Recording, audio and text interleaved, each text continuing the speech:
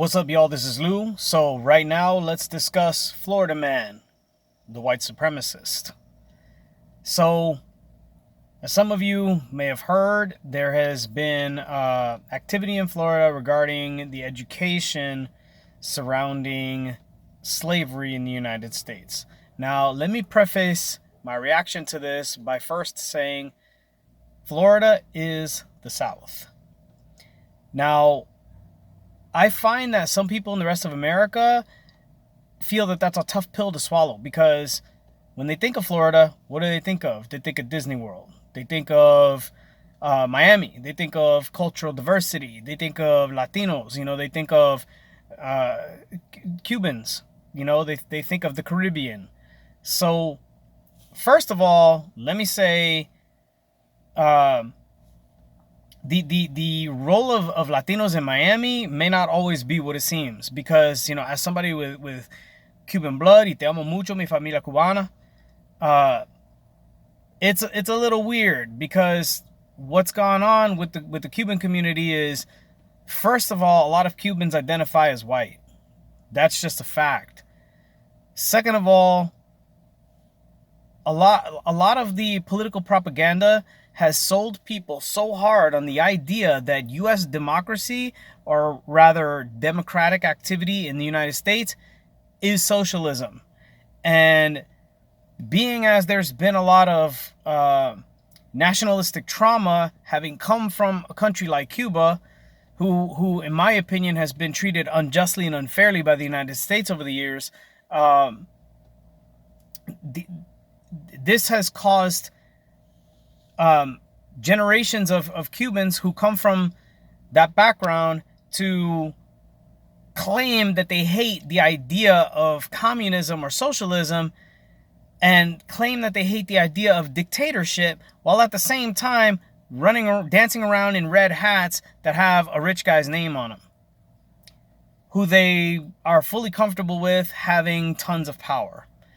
That in and of itself is a little suspect. But outside of Miami, Jacksonville, Tallahassee, and Orlando, Florida is very rural. It's very rural. Central Florida, outside of Orlando, is known for KKK activity, and Florida has a history of having racial problems.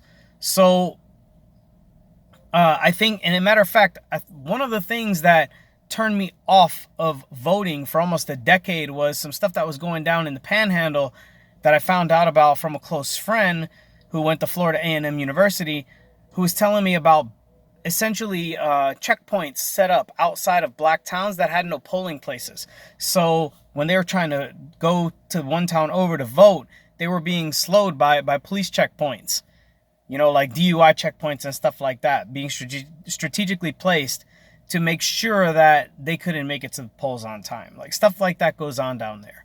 Now, that disenfranchised me from the whole. I was like, well, then what's the point?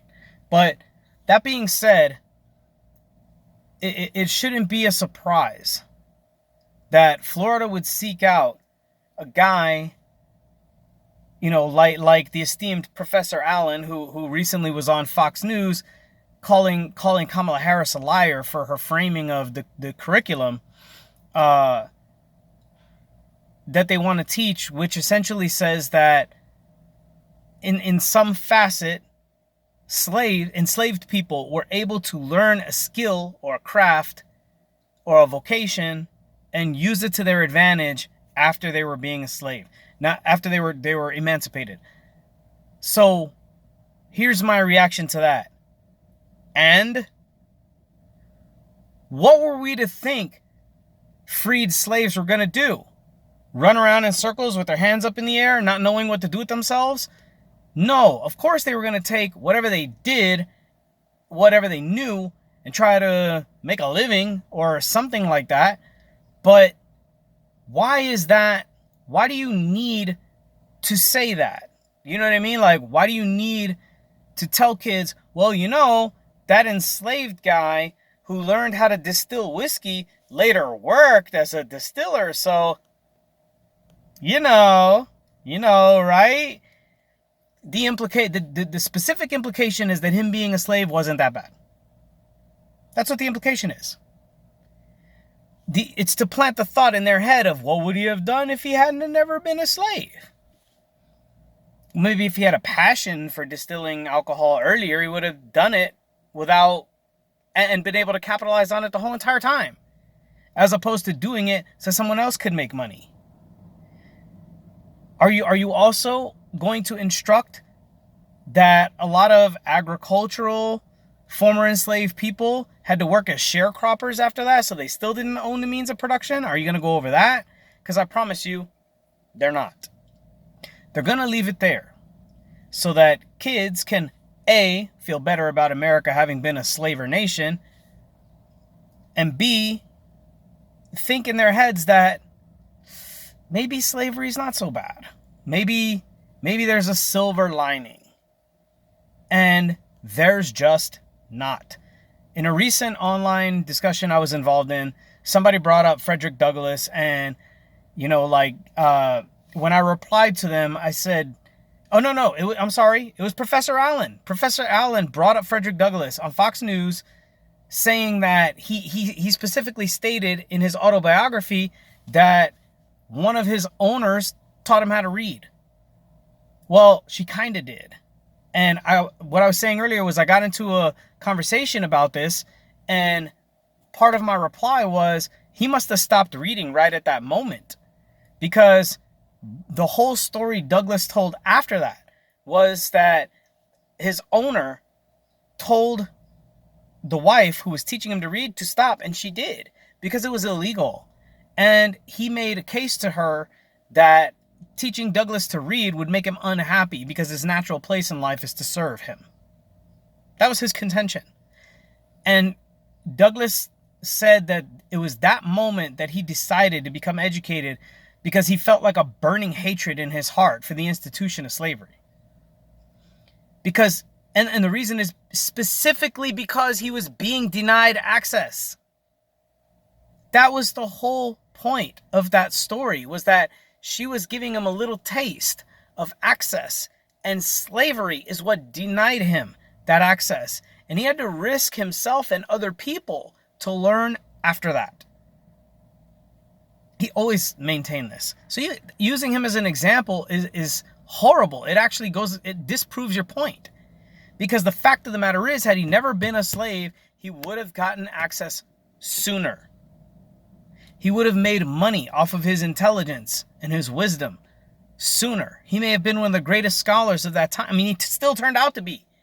But he might have been that for longer.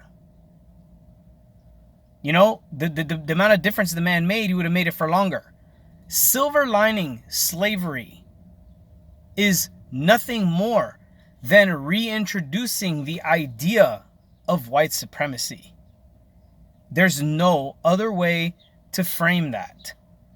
And you can say, yeah, well, some people took what they learned and ran with it. But if that's all you give, if you don't give the rest, if you don't give how they felt about what they went through, and the collective idea of how horrible the institution was, then what you're doing is excusing it. That's all. Nothing more. Nothing more. There's no other way to paint it. Okay? It's the planting the seed that it was okay in some way for this group of people to treat this other group of people like property. In some way, it was a good thing. This has been Lou on your left.